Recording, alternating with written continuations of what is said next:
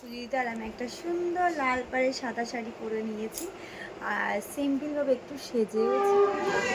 Hello everyone, good morning, back to my channel Nilkrishna Surya নতুন একটি ব্লগে তোমাদের সবাইকে ওয়েলকাম। আমি নীলিমা আর আজকে চলে এসেছি আমি স্ট্যান্ডে। তারও কারণ ছিল, কারণ আজকে সকাল সকাল মেয়েকে স্কুলে দিতে এসেছিলাম।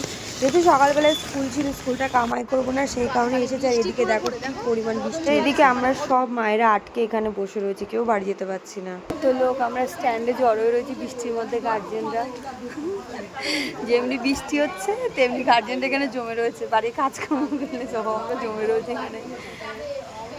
তো বৃষ্টি হচ্ছে। আজ যেহেতু বিপত্তারিণী পুজো দেবো সেই কারণে ভাবলাম যে ভিজতে ভিজতেই বাড়ি চলে যায়। আর তোমাদের দাদাভাই চলে এসেছে। এদিকে এসে দেখি মা এদিকে সুতো বাঁধছে, কারণ এত বৃষ্টি হচ্ছিলো আজকে সকাল থেকে। মেয়েকে স্কুল দিয়ে আবার এসে সুতো বাঁধা আমার একটু সত্যি চাপের হয়ে যেত, সেই কারণেই মা সুতো বেঁধে আমাকে হেল্প করে দিচ্ছিল। আর এদিকে আমি বাড়ি চলে এসেছি পুরো ভিজে ভিজে। এবার যাবো স্নান করতে, সেটাই তোমাদের সঙ্গে বলছিলাম। আর আজকে বিপত্তারিণী পুজো আমি মাকে বলেছিলাম যে আজকে করবো না, কারণ এত বৃষ্টি হচ্ছে সেই কারণে। কিন্তু পাশের বাড়ি একজন পুজো দিয়ে গেছিলো, এবার তো আমাকে দিতেই হবে। আর এদিকে আমি চলে এসেছি চান করে, আর এখন পরছি শাড়ি। অনেক দিন পর এই লাল পাড়ের সাথে শাড়িটা বার করলাম। অ্যাকচুয়ালি লাল পাড়ের সাথে শাড়িটা এমনই না, পুজো ওকেশন ছাড়া না পরাই হয় না। একটা সময় মানুষ ছিল অনেক লাল পাড়ের সাথে শাড়ি অল টাইম বাড়িতেই পরতো বা কোথাও গেলে পরতো, কিন্তু আমরা সেই শখে কিনেছিলাম। কিন্তু কি বলতো, ওকেশন ছাড়া পুজো ছাড়া যেন পরতে আমাদের নিজেদেরই ভালো লাগে না। তো সুন্দর করে একটু শাড়িটা পরে নিচ্ছি, কারণ শাড়ি পরতে আমি অলরেডি এক্সপার্ট আর আমার শাড়ি পরতে ভীষণ ভালোও লাগে। তো ভাবলাম এইভাবে রাখবো, কিন্তু এইভাবে না রাখতে পারছিলাম না। দিন ভাবলাম একটু অনেকদিন পুজো দিতে যাচ্ছি, শাখা পরি না, তাই শাখা পরে নেবো। আর একটু সোনার একটা চোকার ছিল, সেটাও পরে নেবো, একটু বেশ ভালো লাগে। পুজোর সময় একটু সোনা গয়না পরতে খুব ভালোই লাগে আমার। এদিকে আমি হালকা করে রেডি হওয়ার জন্য পুরো রেডি প্রিপারেশন নেবো। আর এদিকে দেখো আমার আঁচলটা একটু ছোটো হয়ে গেছে, দেখছিলাম পুজো দিতে গিয়ে ঘুমটা দিতে পারবো কিনা। তো চলো আজকে একটু হালকা করে রেডি হয়ে নিই। তার আগে একটু ভালো করে সেফটি পিন দিয়ে শাড়িটা পিন আপ করে নিলাম, দেন একটু টোনার ইউজ করলাম। সত্যি কথা বলতে আমি এত জলদি মেকআপ করি যে তোমাদের সঙ্গে কোনোদিন শেয়ার করতেই পারি না, এত জলদি আমি মেকআপ করি। ভাবলাম আজকে একটু তোমাদের সঙ্গে শেয়ার করি। প্রথমে টোনার ইউজ করলাম, ফের তারপর একটা ময়েশ্চারাইজার ইউজ করে নিয়েছি।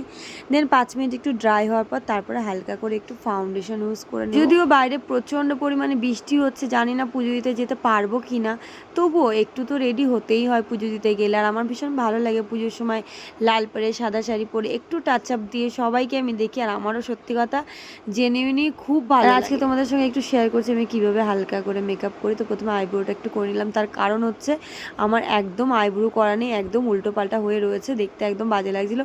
তাই ভাবলাম একটুখানি ওটা করে নিই, ব্রুটা এঁকে নিই। সেই কারণে একটু ফাউন্ডেশন দিয়ে জাস্ট দেখতেই পেলে কেমন করলাম। আর আমার আজকে হাতেই মেকআপ কমপ্লিট হয়ে যাবে, কারণ আজকে একদম আমি অল্প ফাউন্ডেশন ইউজ করছি।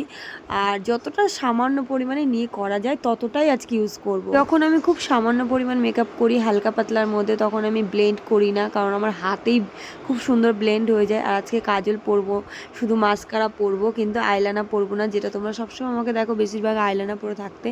আইলানা পরি কারণ আমার ভালো লাগে। দেন ভাবলাম একটু ব্রাশ দিয়ে, আমি কিন্তু কোনো কিছু হাইলাইটার বা কোনো কিছু ইউজ করছি না, তো আমি শুধু জাস্ট একটু তুলি দিয়ে মেকআপটাকে সেট আপ করে নিচ্ছি। দেন আমি একটু কাজল পরে নেব। সকালবেলা স্কুলে দিয়ে এসেছি ঐশ্বর্যকে, এই কারণেই আজকে একটু সাজতে পারছি আর মেকআপটা করতে পারছি, তোমাদের সঙ্গে দেখাতেও পাচ্ছি, না হলে সেটাও হতো না। তো চলো আজকে একটা নতুন লিপস্টিক ট্রাই করবো ভেবেছি।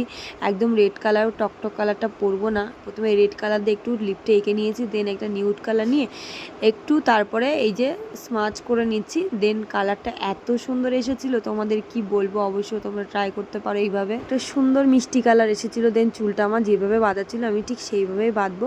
জাস্ট হালকা করে মাথাটা একটু আঁচড়ে নিলাম, কারণ চুলটা আমার ভিজে ছিল, মাথা ঘষেছিলাম। আর বৃষ্টি শুকায়নি, আর আমার ড্রায়ারটা না অনেক দিন আগেই খারাপ হয়ে গেছে, আমার আর কেনা হচ্ছে না। তো এই হচ্ছে আমার ফাইনাল লুক, তোমরা দেখতেই পাচ্ছ কেমন লাগছে, অবশ্যই তোমরা কমেন্ট করে জানাবে। আর আজকে আমি কোথায় পুজো দিতে যাবো সেটাও তোমাদের সঙ্গে শেয়ার করবো ব্লগে। যদিও আজকে আমার সঙ্গে কেউ যাবে না, আমাকে আজকে একা একাই যেতে হবে।